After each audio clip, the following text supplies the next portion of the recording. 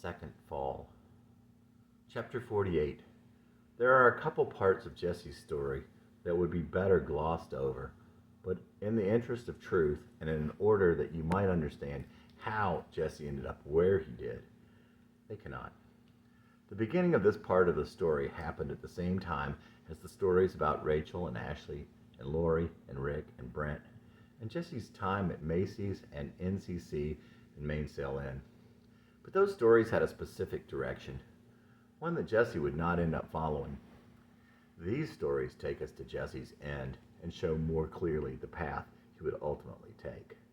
From here on out, Jesse's behavior was uncalled for, even if it was uncalled for before, even more so. But there wasn't much of the old Jesse left. It would have been nice if Mandy could have known that for the sake of her memories of him, but she could not have known. It's obvious that any decent person would have left her alone. Any sane person would have. Jesse was certainly not sane at this point. And it was not so much his decency that was gone, so much as it was all of him that was gone. With that said, I'm going to spell out the unpleasant details that take us to the end of Jesse. To do that, I'll have to back up to the months following the final letter he left with Mandy. One day in March, on impulse, Jesse drove to the Bowflex Center where Mandy worked out. It had been over 2 months since he had last seen her. The impulse had gone this far, so he went in. Jesse felt like an intruder in enemy territory. Slowly he walked through the halls, stepping lightly so as not to awaken his fears and his better judgment. His anxiety was acute, as his obsession was chronic. Jesse both dreaded and welcomed that first glimpse of Mandy that would put his heart in his throat and send the fire coursing through his veins. As soon as he opened the door, he saw Mandy. Too late to turn back now. "How you been, Mandy?" "What are you doing here?" "I wanted to talk to you." "I came to work out, not to socialize." "Could we just talk for a minute?" "I'm going to get a drink of water." She walked to that fountain outside of the workout room, Jesse in tow. It seemed she was being reasonable. Jesse talked as she bent over the fountain, her back to him. "Could I see you sometime?" Jesse always had a way of asking too much. Mandy never faced Jesse as she turned and went back into the weight room, but he saw the ice in her eyes. His heart shaken, but not his will, he walked away. Borrowing pen and paper from the desk clerk, Jesse scrawled a friendly note and left it on Mandy's car. "I'm sorry for how I acted, Mandy. Looking back, I saw myself and I understood how you must have felt. I acted like an idiot and put pressure on you. I know you didn't need that. I was going too fast. I really didn't want it to be the way it was before, but I couldn't see how you felt then. I tried to, but I was blind. I was blinded by fear. Mandy, I was so afraid I would lose you again. I'd already lost you twice. I've been through a lot in my life, and I realized that I'd finally found what I'd dreamed of what I wanted. I'd finally found love, and I couldn't let it slip away, but I did. Sometimes, Mandy, I understand you so well. I know who you really are, and you're so special. Sometimes I think your family doesn't give you the respect you deserve. I was trying frantically to tell you how I felt about you. I didn't want to own you, just not to lose you." Jesse felt as though he'd finally expressed to Mandy what he really wanted her to understand. He felt that he'd finally found the words to get through to her. He often recalled the words to a song by Jackson Browne.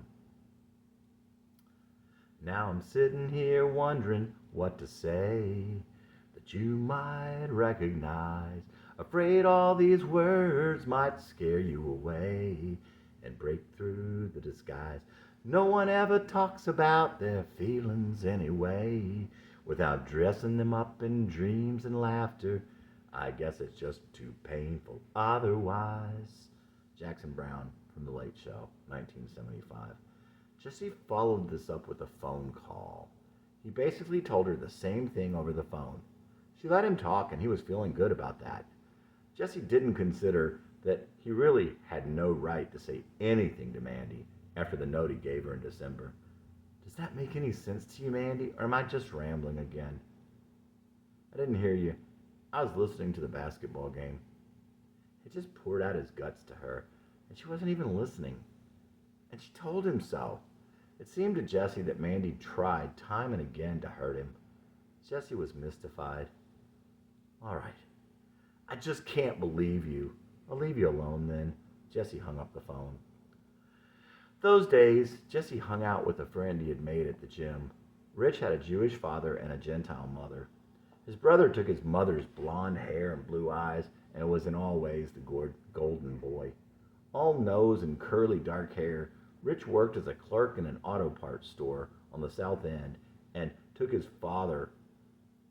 after his father, who sold hats and drank. Rich liked to brag and exaggerate, but he never met a stranger, and you knew you could count on him. He was fond of saying, "A man's got to do what a man's got to do." Talking about squealing the tires on his fastback Mustang in all 4 gears and putting on his beer goggles. Jesse and Rich would often go out drinking when they left the gym. They often went to one of the bars on Nolensville Road. Nolensville Road was an old road that led to downtown Nashville. It was full of quaint storefronts, good cheap restaurants, and interesting people. Punks, gays, musicians, artists, students, stray cats, and lost girls all called the Nolensville Road area home. On a few occasions, they went out with a friend of Rich's from the auto parts store. Wildcat was a little wiry redneck firecracker. Whether he'd really killed before or it was more of his talk didn't really matter. It was plausible, but when you were his friend, he wasn't the least bit threatening. Rich was something of a moderating influence on the two crazies who would have had nothing in common if not for him. One night, Wildcat and Jesse went out without Rich. That was pretty much destined to be a mistake. They found themselves in one of the lower-end dives of the bars they regularly frequented, one of Wildcat's favorites. It wasn't long before they were getting stared down by a 6-foot and a lot dude with a beard and cowboy boots and his more jock-like looking sidekick. Wildcat was not backing down. Jesse wasn't really in the mood to get his ass kicked. He took Cowboy aside and led him to the bathroom. Wildcat followed. "Look, man, I'm sorry." "Yeah?" "Yeah, but there's also this. This guy is nuts. I'm sure you guys would win the fight, but there will be police and there will be an ambulance. I've seen him go wild. It's not a pretty picture." The dude looked over at Wildcat, who was standing a step behind and not really into what Jesse was saying. He wanted to fight them. "He doesn't look so bad." "Look, I don't really want any trouble. I'll fight you guys if you want, but it's going to ruin the night. By the way, man, you look just like Hank Jr., so I know you got to be a good guy." That actually brought an unwitting grin to Cowboy's face. "All right." Jesse reached out and shook his hand, and they walked back to their beers. Wildcat still glaring. Just because someone can't grow hair on their chin doesn't mean they look like Hank Williams. Another time, it was just Jesse and Rich and a little bitty girl Jesse worked with at Macy's. Rich was waiting for Jesse when they got off. They all got drunk and went back to Rich's house. Jesse and the girl started making out on his sofa. Rich, always cool, left them alone and went for a ride. "Jesse, man, you suck. I get home all alone, and you aren't in the living room anymore, and the door to my room is shut. So I go back to sit down and watch TV, and what is on my parents' sofa but a pair of itty-bitty lacy panties?" Jesse was starting to really build up. This was around the time that Brent had told him he would be scary if he weighed 190. One night, Jesse and Rich were playing pool in Brennan's. One of the guys they were playing against was talking about some dudes. "You know, big guys like you." Jesse didn't think of himself as big. "I'm not a big guy. Your arms are huge." The other guys agreed. Jesse looked pretty good at the time. Rachel had a picture on her mirror of some buff dude in the caption, "A hard man is good to find." She said it reminded her of Jesse. One night, her ex came to her door. Jesse groggily went out in the hallway in his underwear and told him to leave. Later, when Bert talked to Rachel, he made a comment about her big bad boyfriend. But Jesse wanted more. Working out every other day was not enough. He he decided to sign up at Bowflex to work out on the days he took off from free weights. Bowflex was a brand of exercise machines, and the Bowflex gym, of course, had the machines and not free weights. So the clientele were mostly upscale older people. A 20-minute workout was desired by the owners and clientele alike. It was close to his house, a lot closer than his gym, and he could pay monthly, but obviously, the real reason he joined Bowflex was to see Mandy. At first, he worked out on days and times when he was relatively sure that Mandy wouldn't be there. He had seen her workout card, pulled it out and studied it. After he'd been going there for a month, Mandy came in while Jesse was working out. Jesse felt that old familiar pain and that old familiar rush. His heart beat out loud. Neither acknowledged the other, but each saw the recognition, and Jesse saw he knew that nothing had changed. Once again, Jesse ate, slept, and lived Mandy. For a while, he continued to go to Bowflex on the time she was not likely to be there. But temptation won out, and he began to seek those times she would be there. It isn't a pretty picture, but it is what it is. There wasn't much in the way of pride and decency in Jesse anymore. But Mandy turned the tables, probably inadvertently. One evening, she was to meet a date at the Mainsail Inn. It didn't seem likely that she could have had any idea that Jesse was working there. Jesse saw her walk in. He followed her as she walked by the hostess. "What did that girl say?" She asked if Randy Adams was here. "Who's that?" "I don't know." Jesse trailed Mandy to where she had sat down on one of the outside decks by the bar. She didn't look surprised to see him as he walked up in his Mainsail Inn polo, shorts and sneakers. Not pleased, but not surprised. "Hi, Mandy." No response. "What are you doing here?" Icy silence. Jesse tried to elicit an acknowledgement of his presence. After a while, Jesse's boss called him. "You're going to get in trouble." At least she had spoken to him. "I don't care." One of Jesse's co-workers walked up and tried to talk to him, maybe even to flirt with Mandy. Jesse handed him $20 and asked him to get lost. 20 minutes, half an hour. Jesse continued the embarrassment of staying there by her side while she ignored him. But as it appeared that Mandy had been stood up, at least they were somewhat even this time. Finally, he walked away riveted. In time, Mandy left. 10 minutes later, there was a page. "Randy Adams, please come to the hostess desk." Jesse was incensed. How dare she?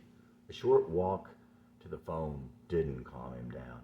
"Fuck you," he yelled into the receiver, anger dripping from his voice. He slammed down the phone into the cradle and let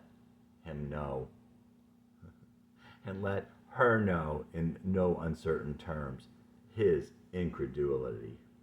Mandy called back and complained to the hostess. Once again, the page. Jesse ran back to the station.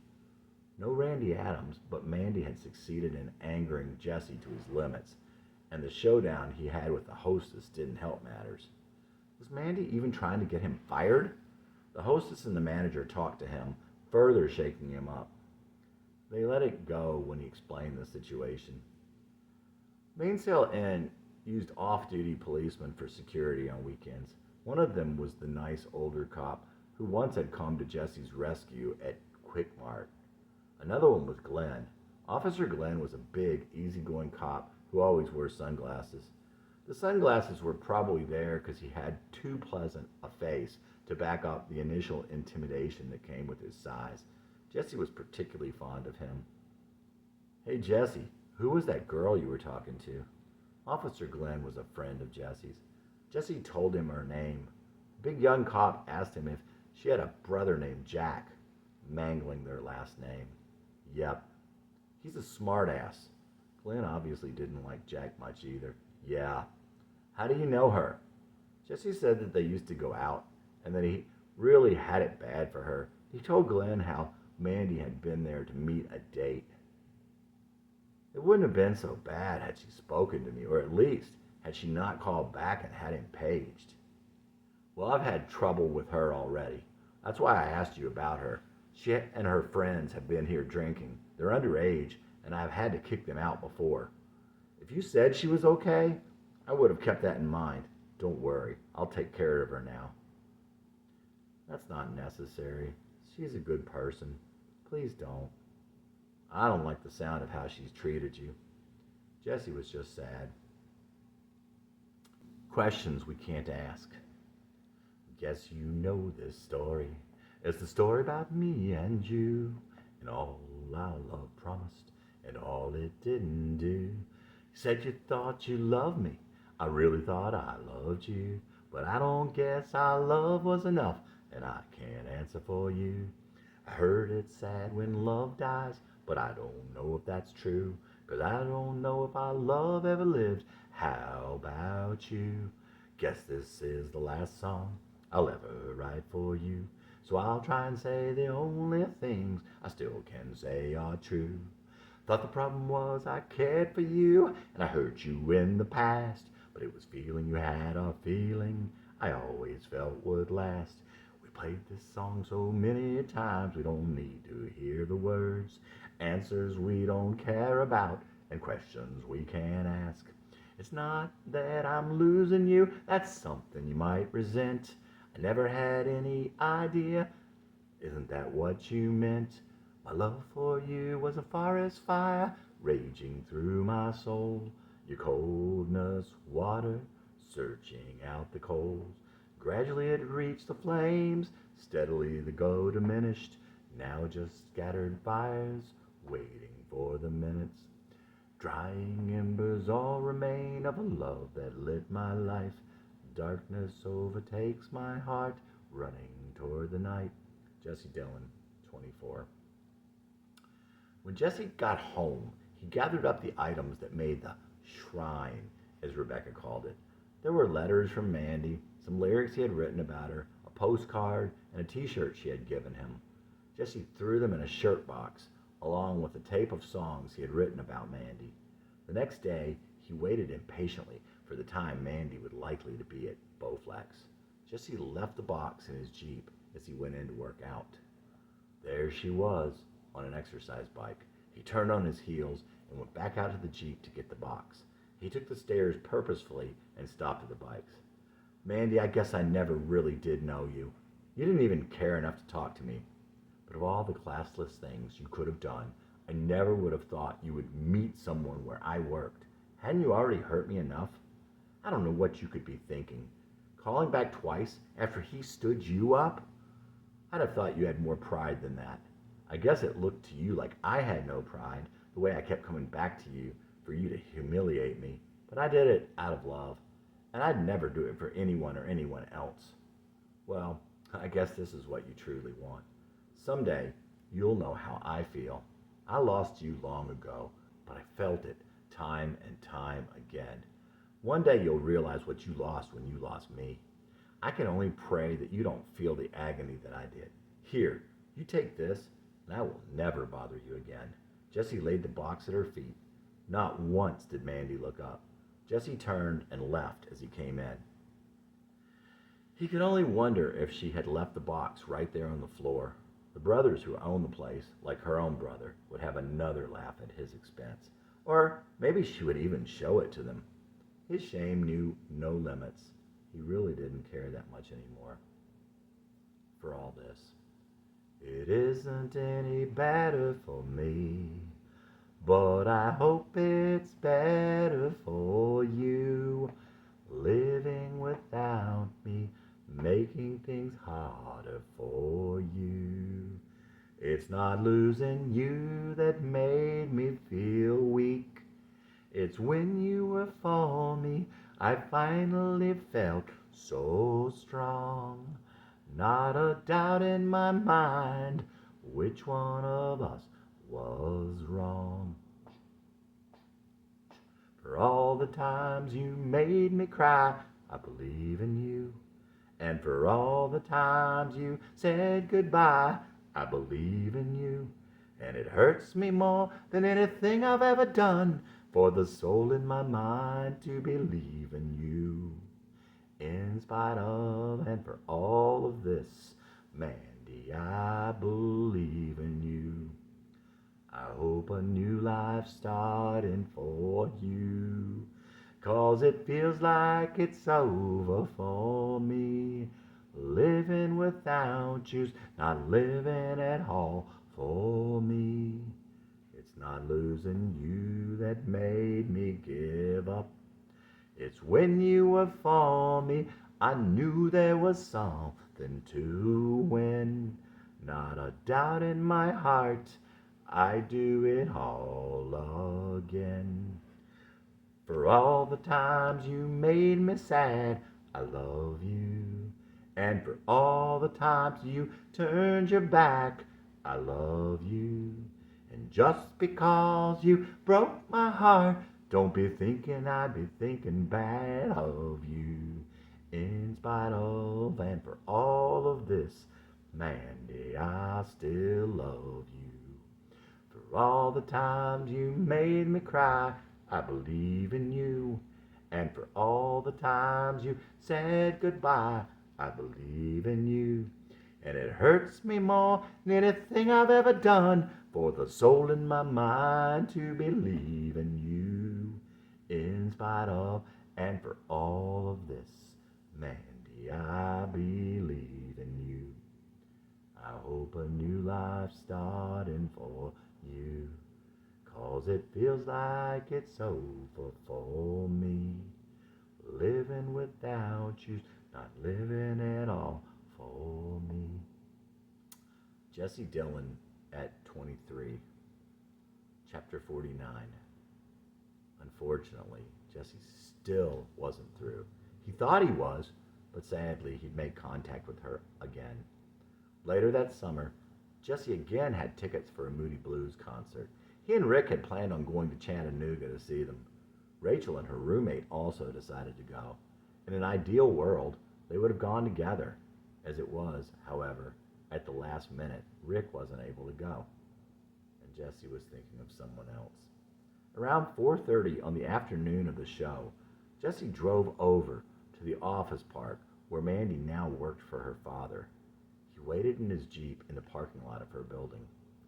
Jesse spotted Mandy's father and pulled out of his parking place. As her father walked to his car, Jesse pulled up alongside him. "Hi, do you think I could talk to Mandy?" "No, that wouldn't be a good idea. She doesn't want to talk to you." "Oh well, I figured that. She gets awfully mad," and she tells the old man. Tail between his legs, Jesse drove away. Jesse left there and headed on up to Chattanooga by himself, but not before getting a 6-pack of Lowenbrau bottles for the ride up. When he got there, he sat in his Jeep drinking another beer. Leaning on the car next to him were two couples smoking a joint. "Hey, trade you for a beer?" "Sure." Jesse handed them a beer and joined them. When he finished, he walked to the front of the parking lot, sold his extra ticket, and went in through the gates of the park. He used the money for more beer. The concert was at an outdoor amphitheater in the middle of the park. It was still light, and Jesse saw Rachel and her friend. They waved, but he didn't even walk over to talk to them. It was quite a sad state of affairs. The concert was good, but Jesse lacked interest in the show. But not in the beer. Jesse was completely wasted when he left. When he came to the junction of 24 and 40, he decided at the last minute to take 24 South down to Murfreesboro because it was a couple miles shorter and he really didn't want to drive anymore. At least that's why he thought he did. He certainly shouldn't have been driving anymore, or at all. But the real reason was to see Stephanie. She was still working there that summer. Stephanie was the last person Jesse knew in Murfreesboro. He'd last seen her on the infamous concert date. When he got to Murfreesboro, it was late. It was very late. Stephanie was taken totally by surprise, but she still cared about Jesse, and she told him he could crash on her sofa. The next day, Jesse woke up in his clothes from the day before, bedraggled, unshaven, and hungover. Stephanie let him use her shower, but he still felt dirty. Stephanie was an angel and a goddess, and he was still the same loser he'd always been. Still, Jesse asked her to go for a picnic in his Jeep. They had a good time, and it felt so good to Jesse to be near her again. What he didn't know was that Stephanie felt the same way. But he never had the courage to make a move on her in the past. That was just too embarrassing. So how could he now, in this condition? He was pretty much just ashamed. When he didn't try to kiss her, Stephanie figured it was over too. That would be the last time that Jesse would look into those big brown eyes, but it would not be the last time Stephanie would wonder what drove Jesse and what it would have been like if he had put his demons down. She would pay a high price over the years for her dreams of love, but for Jesse's reckless spirit and his wayward heart. On his way back out of town, Jesse drove by the alley to see the scene where he had broken his back. He often wondered just how high it was and what it looked like where he fell. He saw the alley and the brick wall of the apartment building and the window, and next to the window was fixed a very old and rusted cast iron light fixture. It had obviously been there for years. It had not broken when Jesse stepped on it. So Jesse thought about it. Now he remembered. He had been squatted down, standing outside the window, precariously perched on the fixture, holding on to the window. He had fallen. He still couldn't see the truth. Of course he jumped. Jesse had been trying to get out of there without Kyle and Amy seeing him again. Kyle had wanted him to leave so he could have some privacy with his girlfriend. Jesse wanted to be there with her, and he sat there looking longingly at Amy. Eventually, with Kyle's hints, he wandered out of the room, but instead of leaving, he went into the kitchen for a beer. Once he got into the kitchen, the aloneness and the fresh, cool air from the open window cleared his mind. Jesse had the same feeling he had had when he crashed through the back door of the bar. Sorrow, loneliness, and ache. And maybe more than anything, embarrassment. Like he had always had. As he drove away from that scene and back home from Murfreesboro, Jesse tried to remember that there was more to him than just his love for Mandy. He had always had dreams. They were still there. They had to be. Make it to the top. Sometimes you kill me. Other times I just die. Anyway, you'll never know how many times I tried. You killed my love, thought you'd kill me too. But there's something I forgot that you never knew. Got a rockin' rhythm, gonna sing out loud. Ain't no little girl gonna slow me down. Take it on home, take it to the top. Ain't gonna stop till I make it to the top. Sometimes I cried, sometimes I screamed. Anyway, you'll never know how many times I dreamed. Thought I couldn't live unless you loved me too. But there's something I forgot that you never knew. Got a rockin' rhythm, gonna sing out loud. Ain't no little girl gonna slow me down. Take it on home, girl, take what you got. I ain't gonna stop till I make it to the top. Been dreaming too long, lose it over you. I lost it once, but I'm coming on through. You're slowing me down, you're cold and I'm hot, but I ain't gonna stop till I make it to the top. Got a rockin' rhythm, gonna sing out loud. Ain't no little girl gonna slow me down. Take it on home, girl, take what you got. I ain't gonna stop till I make it to the top. Ain't gonna stop till I make it to the top. Ain't gonna stop till I make it to the top. Jesse Dillon at 24. As that summer came to an end, at the tail end of one particularly drunken night, Jesse dropped off his friend Rich. As Jesse screeched off, Rich wondered if he'd ever see him alive again. He had seen Jesse crazy. He had seen him drunk. Hell, he had seen him almost head on a tanker on Nolensville Road. But Rich had never seen Jesse like this. Jesse drove straight to Mandy's house. He was a man with a mission, albeit a drunken one. He parked down the street, walked up to her house, and stood directly under Mandy's bedroom. It was very dark, and he began to throw his keys against her window screen. After a couple of throws, they landed on the ledge and stayed there. No way he could reach them. Gratefully, he found a long branch and managed to knock them off the ledge. Jesse began to beat on the window with the branch. A light in the hall came on, and Jesse saw someone coming down the stairs. It didn't look like Mandy. Jesse took off really fast for a drunk. After a few minutes, he came back. He would wait until she went to leave in the morning and stop her as she walked out.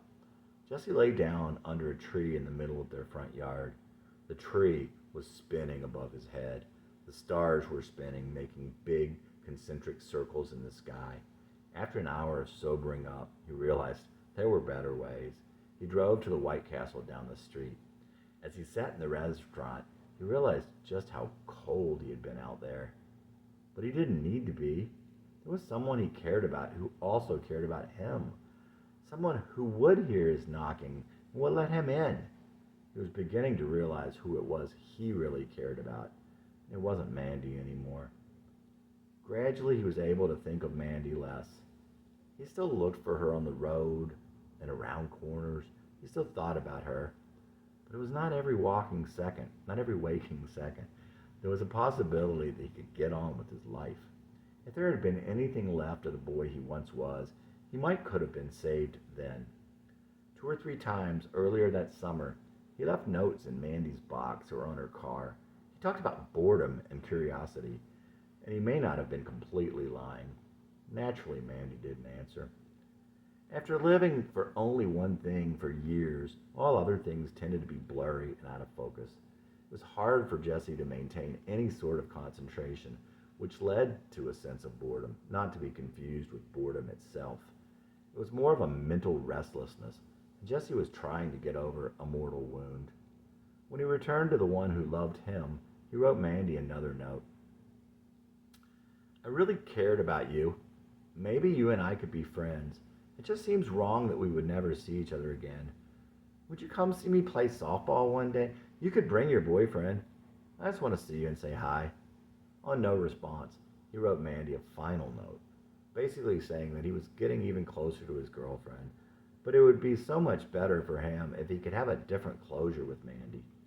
A few days later, he drove to the apartment complex where they both lived. This was just a strange coincidence, seemingly unrelated to anything else. Mandy's apartment was closer to the laundromat. Jesse parked right by it. He got out and walked toward the sidewalk, toward his girlfriend's place just down the road. Just then, Mandy walked out of the building. He had to walk right by her and she him. Sort of a chance meeting he was obviously trying to orchestrate, but surprising even him at the time. When he came back from Rachel's place, he got in the Jeep and sat for a moment thinking. He had some time before his softball game. He was already dressed for the game. As he adjusted the radio, he looked over to see someone standing over him. It was Chelsea, Mandy's old friend, the one that Mandy trusted. She was still skinny, like he remembered her, especially for having had a kid. But she wasn't the quiet, shy girl he remembered sitting on the counter at Quick Mart, leaving the counter wet when she left. But he could quickly see the close bond they had and how protective she was of Mandy. Hi? What are you doing here? My girlfriend lives here. She lives somewhere at the front. You came here to see Mandy, she accused him. No, I didn't even know Mandy lived here. She said she saw you before. Well, if I did, I didn't know it. Mandy's friend called Jesse everything but a gentleman. Jesse was unnerved. Mandy doesn't need this shit. She's got enough problems. Don't come over here. Don't try to call her. Don't leave her notes. I'm sorry if I caused her any grief, and I'm really sorry if I caused you aggravation. I don't even know you. Jesse was freaked out, but he was also a little pissed off. You stay over there and we'll be fine. It's a good thing Mandy's huge boyfriend isn't here. Like I said, I'm sorry, but I'm not afraid of anybody. Nobody threatens me. Jesse was pissed off, but he continued to apologize. Well, I've got to go. Chelsea turned and left him still sitting there. Jesse was still shaking as he drove to the ballpark, and he was shaking through the whole game and into the night. He didn't think of Mandy the same in those last few hours. It seemed that she couldn't care less what happened to him. That night, Jesse fell asleep, and that Jesse would never wake up. It wasn't Mandy, of course. It was the culmination of 25 years of erosion of his heart and his self. Graveyard, Part 2. Again, there was only a little of this on a tape. I don't know if I have it right. Out across an open field, distance a lake of green revealed, a brick and ivy wall, closeness found an opening, a door upon the past, inside there a graveyard, eternity so vast. And in an unmarked grave I dug, for I just had to know. Kneeling down I dug so slow, and at last I came upon the creature interred below. Disembodied I behold. I thought about my thinking, and certain I was mad. Beheld my heart and it's still beating. I wondered good or bad. I felt you must have buried yours where you buried mine, maybe dug a little deeper in a somewhat older grave. But if I looked around, your heart I'd someday find. I thought about my thinking, and certain I'd been had. But with my heart still beating, yours missing seemed so sad. So I set out to find it, searching day and night. But without you to guide me, there was so little sight. Days turned into months, and months turned into years, and the glimpses that you gave me only served to flesh out my fears. Looking for an unmarked grave, growing older by the day, the open scar long closed, the freshness would be gone, as grasses, weeds, and flowers claimed it for their own. I've lived since then a surgeon operating on the earth, trying to take back something that was not yet hers. I felt it still alive. Quiet nights I heard it beating, calling out in the distance as I ran out its call retreating. It's been over a year since I last heard that pulsing call, and when you sent your messenger, we both knew that that was all. So I'm not here just to tell you it's official that it died. Too many years underground still to be alive, but to let you know that the surgeon tried. Jesse Dillon at 25. Chapter 50. You might think that it was pretty ironic that Jesse sought voluntarily the same thing that was so devastating to him in middle and high school. But if you looked at it that way, you'd have been wrong. The thing is, he was so tired of running, he couldn't run anymore. When you move towards something you fear, when you take that first step towards it instead of away from it, it destroys the fear. It's like light thrust on a screen. When you put something in between the source and the screen, it's not there anymore. When you go to the screen, the light is not there. The only way to destroy your fear is to face it. But there was something else too. Kurt Cobain sang, "I miss the comfort in being sad." Jesse had lived with the pain and the beautiful sorrow so long that it felt like a part of him. It was the closest he could come to glimpsing the home he'd never known. It's certain that he was drawn to the pain and the sorrow. Either way, he had begun to head straight into the hurricane. Head first, he ran into the very things that had devastated him in the past. And the pain and humiliation were to Jesse like the sound barrier was to the old airplanes. As the airplane went through the sound barrier, the airplane literally tore itself apart. Jesse was tearing himself to pieces.